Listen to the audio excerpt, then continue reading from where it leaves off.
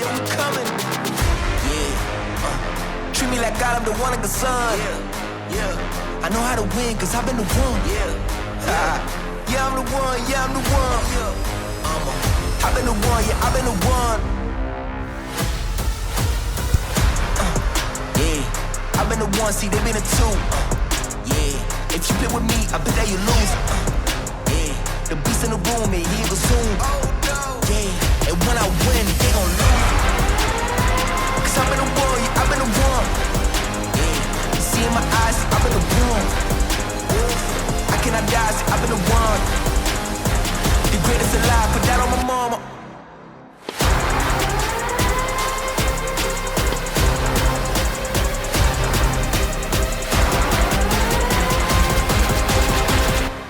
Yeah, we coming.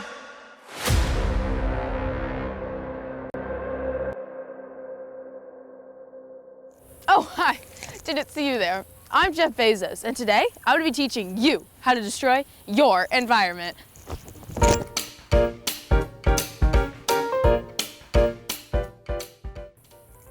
Oh, hi. Didn't see you there.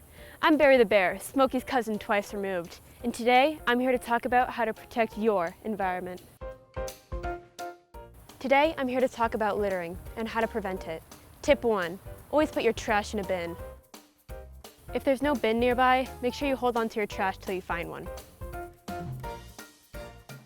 Tip 2. Once you find a bin, make sure the trash makes it in. A quick drive-by can often leave trash on the ground, even at your school. Tip 3. Pick up trash you see in nature. If you're ever looking for something to do, grab a trash bag, a few friends, and go out in your local neighborhood picking up litter.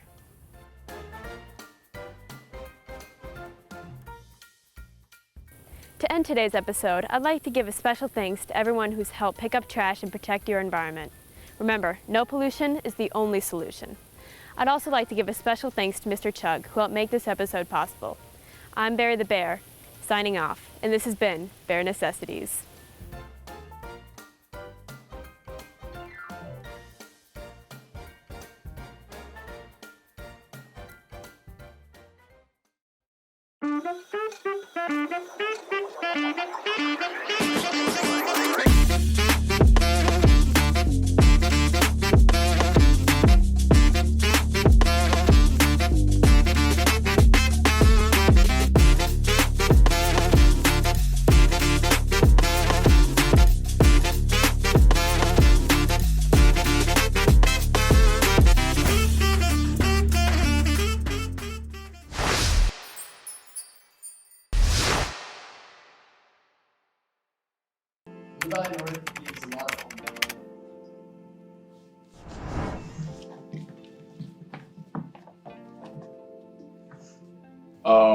I slightly agree because in my past classes at North, I've had a lot of homework, but my sophomore year and my junior year, there hasn't been that much homework to deal with.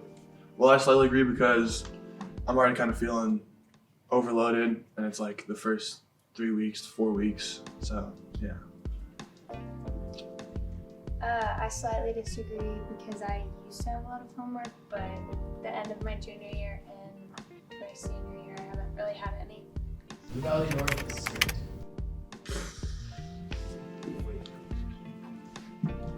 This means they're not strict, right? I don't think so. I mean, I feel like kids can just do whatever they want, really.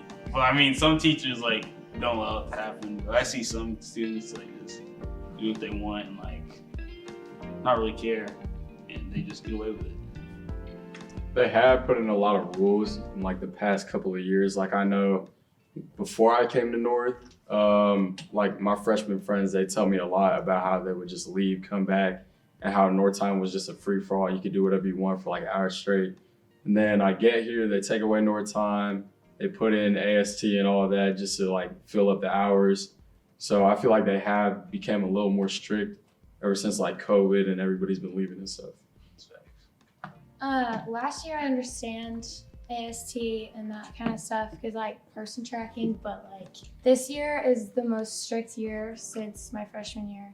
And I just think that people are not as motivated to go to school because they don't have as much freedom. Academic support time, so.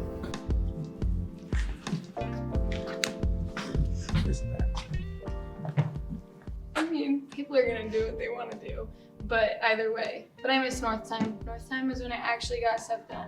And then you felt like you could go talk to your teacher without having to get a pass. North time needs to come back. What was the question again? Academic support times. Okay. Well, I'm on the disability side for like majority of people. I think like some people take advantage of it. Like I usually get all my homework done, so that's why I'm usually not stressed out about it. I feel like people don't really like take advantage of, or not take advantage, like use like the time that they have to get stuff done, and they just kind of mess around all the time. I think academic support time is helpful if you use it the right way. Like if you take advantage of it, then you will get your stuff done and you will get help from teachers if you need it. But like they said, this is why I moved from agree to somewhat agree. There's a lot of disadvantages to it. Like a lot of people can just sneak off and do whatever they want. I feel like North time was just better because there was less like having to go ask for permission, getting passes, have excuses to do whatever. And you could really just get help from whatever teacher you needed. Without your fantasy background.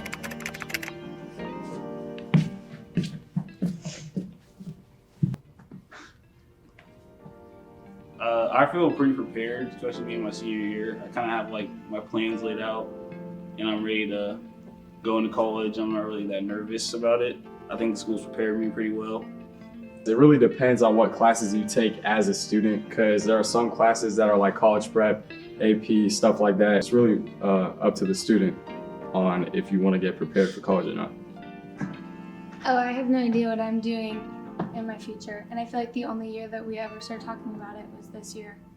And that's not very helpful.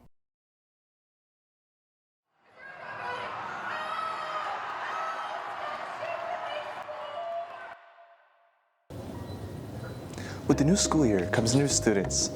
So let's break down some unspoken rules about how to behave, starting with the halls. Don't walk slow. We're not in England, so walk on the right, not the left. Never stop in the middle of the hallway. That goes for exits too. In the lunchroom, always clean up after yourself. And never cut the line. Don't play music out loud. Always try to buy the charity shirts when they sell them. Upperclassmen sit in the middle of the lunchroom. In the locker room, always lock your lockers. People will steal things. And never take any photos. Senior parking is for seniors only. I know it seems like a lot of rules, but it makes everyone's lives easier.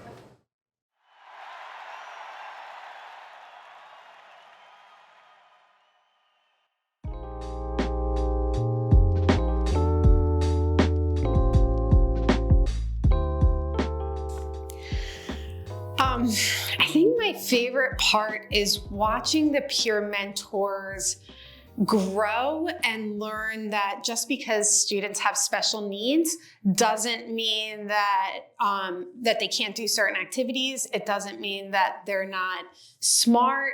And I think watching them realize that even if we have students in our class for adapted PE who have special needs, that they want what all students in the school want. They want to be seen for who they are. They want to have friends. They want to be able to connect with other kids. And I think that's what's some of the most interesting part is seeing our peer tutors recognize that they're just another kid who just wants to have fun and wants to have friends.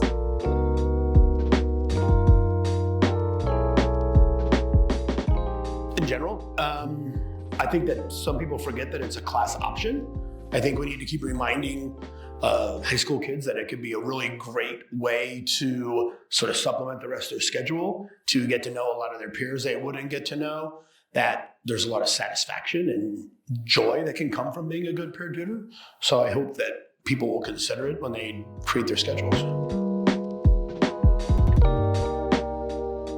I think you get to see students in a different light than I do in a typically academic classroom. So I see a side to a lot of students who maybe I would not have seen before, right? And I get to know them in a different way, which I think is a great experience for a teacher to kind of finally see something beyond just academics. So that's the most exciting part.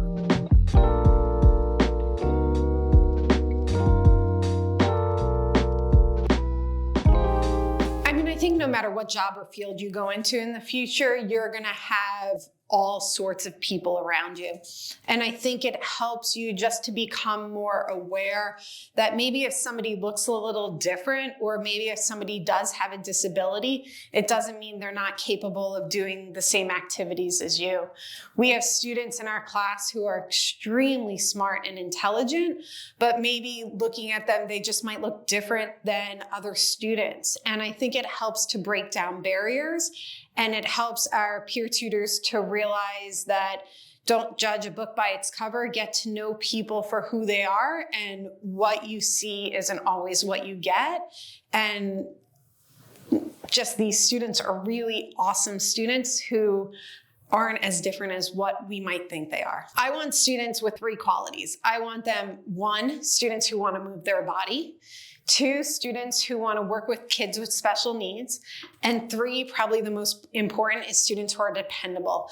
I want to know that if you're in our class, you're going to be showing up every day and you're going to be participating, and that we can count on you being there.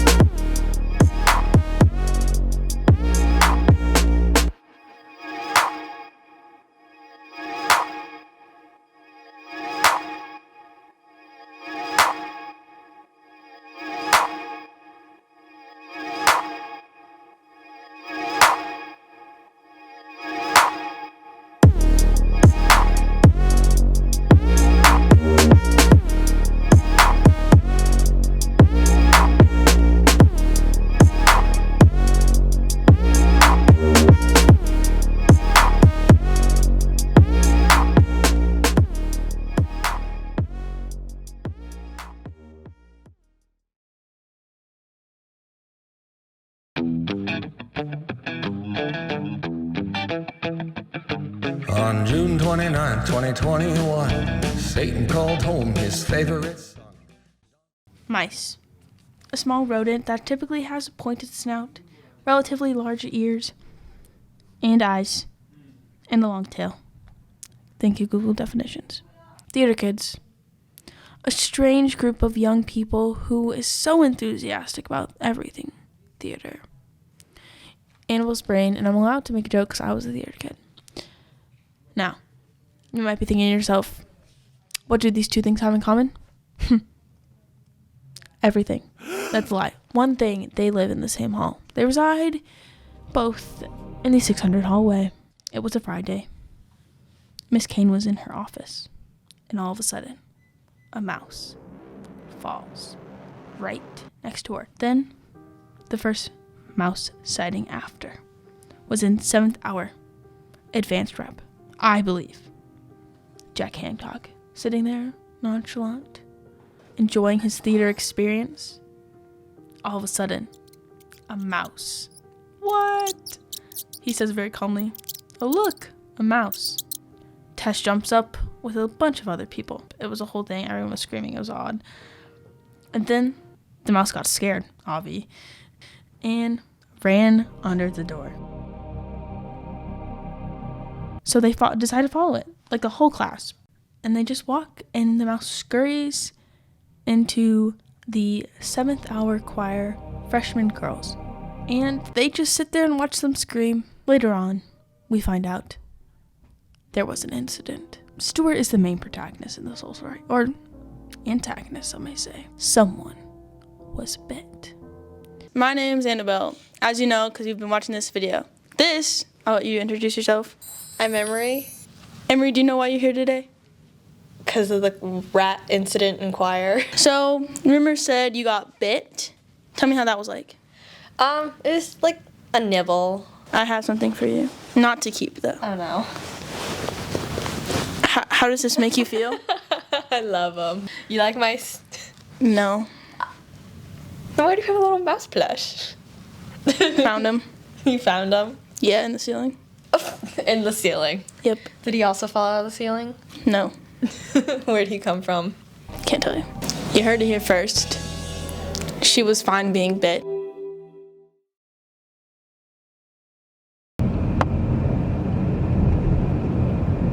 As the school year kicks off, we're all itching for a break, but when we do actually have downtime, a lot of Kansan teens face the same dilemma. Dude, what do we even do here? Contrary to popular belief, Kansas has a lot more to offer than Target parking lots. Here are a couple of actually cool things to do in KC right now. The Martin City Business District is only a quick drive away. Famous for having the best pizza around, it's full of amazing small businesses to support, live music, and everything in between.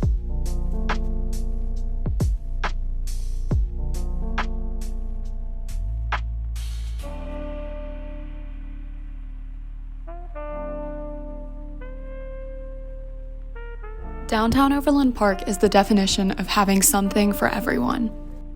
Go shop at Unique Finds, grab lunch at String Hall, and visit the farmers market. There's plenty to do, and chances are you'll never be bored.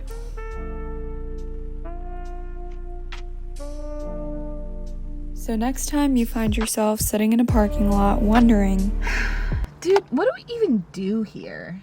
You know what to do. Hello and welcome to the Jimmy Buffenwich Show.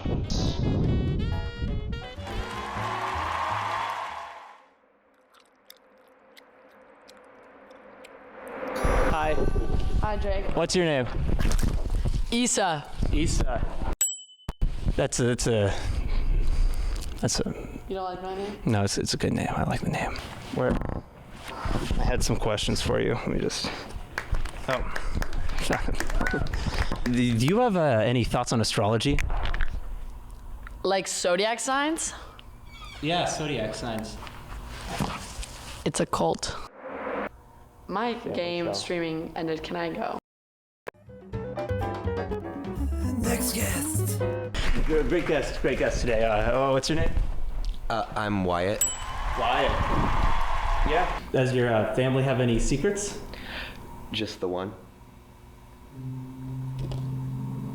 Okay, these are real plants. Okay.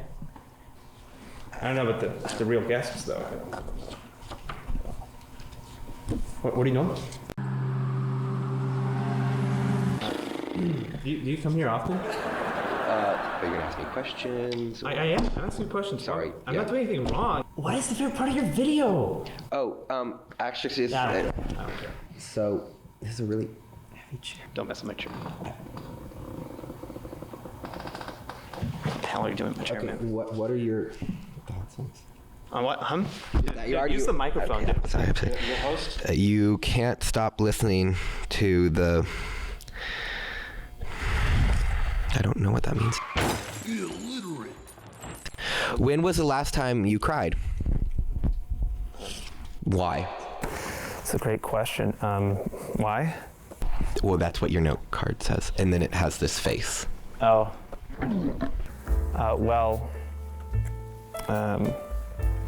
It wasn't that long ago. I had this like really bad interview with this guy. Do I look like Zach Galifianakis? Is it truly that? No. I don't. I think you're pretty.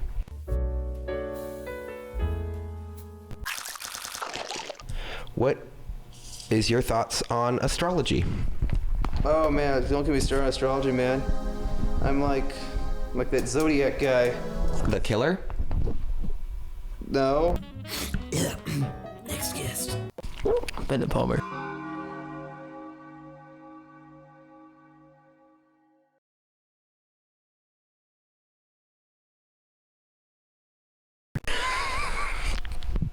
Dude, you just got like the silliest name. I'm sorry. When they call you in middle school, they're like Bennett the Badavado. It was my grandmother's name before she passed. It's a good one. This is a good joke. It's a good joke. Dead grandma joke's always the funniest. Laugh it out. Yeah. What do you find funny? Okay. Can you ask me some questions? Yeah, okay. Skibidi bop. Skibidi bop? Bada bop bop. Yeah, I mean, Don't have all day. you have all day? Oh yeah, we're doing 3 minutes. How are we doing on that?